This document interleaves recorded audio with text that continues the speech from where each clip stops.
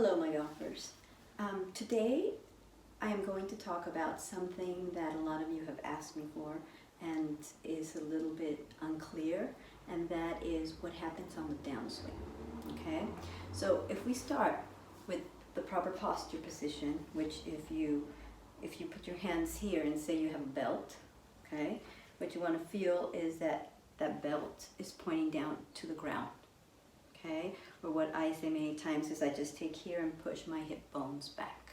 So I am in this position here. Okay, nice straight back and in this position. Now, coming back from here, our backswing, what we want to do is you put your hands across the chest. And what I'm doing is that I am transferring my weight to my back leg. So this hip is pushing back, and I'm transferring to the back, and my shoulders are turning as much as I can. Now here, what I always try to do is line up my left shoulder to my right foot. Okay, and that is the setup for the backswing. Now, when we're here, this is very important, you have to learn to separate your lower body and your upper body. So if you see here, I'm pushing against, with my left hand, I'm pushing against my right shoulder. And what I want to do now is straighten, separate my hips. Only my hips will be moving. My hips will square up. My shoulders stay there, but my hips square up. So here, hold my left hand against my right shoulder, and I'm pushing, and my hips square up. Okay. Once I'm there, the feel is this. If I go and take a hold of my hand here on the shoulder, okay, this is the feel I want to have after my, say, square up. Look at where my right elbow goes. It comes here. And look at how I'm clearing away. My whole left side is clearing away as I do this. Do you see how it just clears out and back? So if I am here now, you notice that my chest and my hips are way open, and my hand is here still.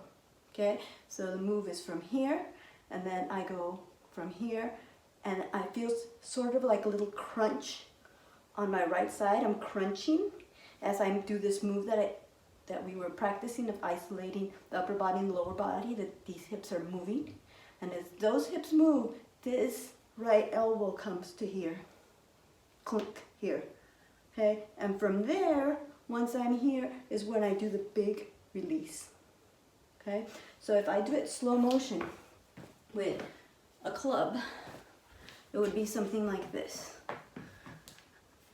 I'm here, I'm setting up, I bring it back, then I'm bringing the weight into the back of my leg, and once I'm here, I feel very much that I am bringing to here, here to here. See how my hip is just coming to here, and remember we're talking about the hips moving forward. My hips go, and this pulls down to here. And then my release comes from here to there, straight across, okay? And then, of course, you come all the way through. But another way to practice it would be if I take my right hand and I go behind, I take my right hand and I go in front of my left hand, and I keep it very straight. Okay, I'm here. Then I'm turning, and I'm getting all the way back.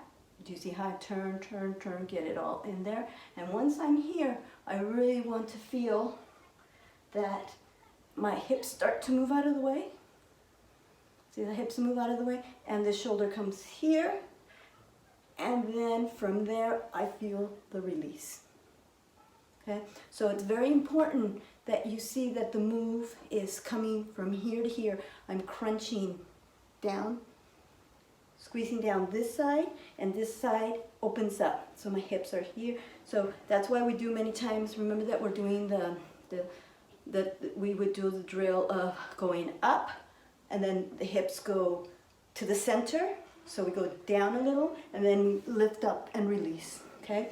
Another thing that can be done to practice that is have like this little strap, and I put it in the back across here, and I just strap it to the side here, okay? And then you can feel some resistance.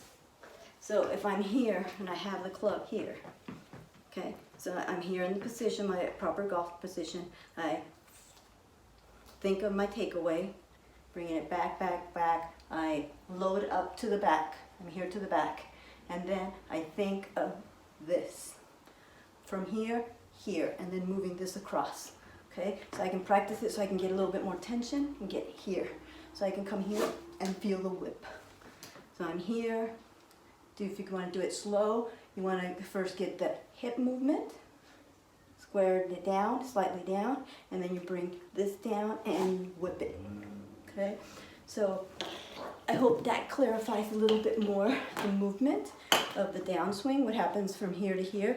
But you have to work on the separation, and a good way of working on the separation is if you come just here and you just work on feeling that I'm pushing here back and I hold this here, and now you just want to feel the movement of the hips squaring with that shoulder there.